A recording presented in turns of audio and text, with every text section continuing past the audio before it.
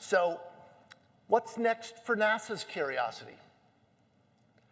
Well, to really understand what's going on in Mars, the scientists of this nation have concluded that we must bring samples from Mars back to Earth. Whew, that's a lot of work.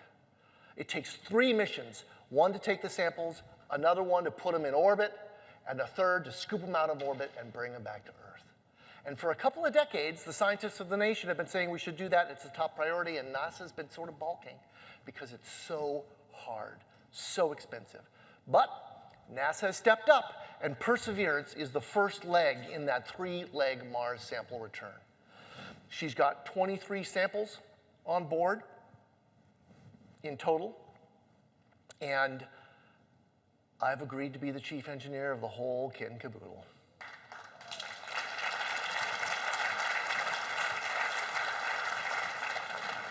I'm not sure, maybe it's a condolences thing you should be giving me, not. But Mars, of course, is not the only place for us to explore.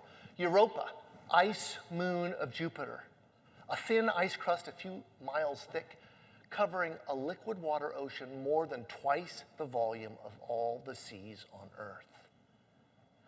Now, I'm no biologist. I'm certainly not a fancy exobiologist. I'm just a dumb engineer. But I drink beer with exobiologists. They tell me their #1 bet of where to find life existing today in our solar system is in the ocean worlds of Europa and Enceladus and alike. These are places that they think might harbor life right now. So I hope to help NASA put a lander on the surface of that ice and see what evidence of life may have upwelled from beneath. So now, when I look at this image, you know, it used to keep me up at night. This is Gale, where we put Curiosity down in the shadows. It used to keep me up at night. I used to worry about all the different ways we could die on the way to Mars. But it doesn't keep me up at night. In fact, it's simply, it opens a question for me, which is, you know, where will my curiosity next take me?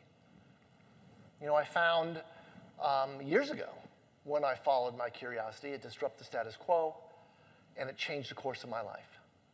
Since that time, I found that if I can access my curiosity, if I can share it with and engender others to bring theirs out, that in team settings, we come up with better solutions.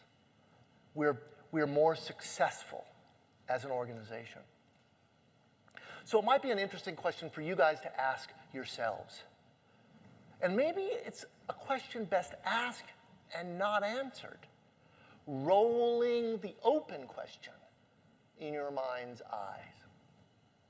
Where will your curiosity next take you?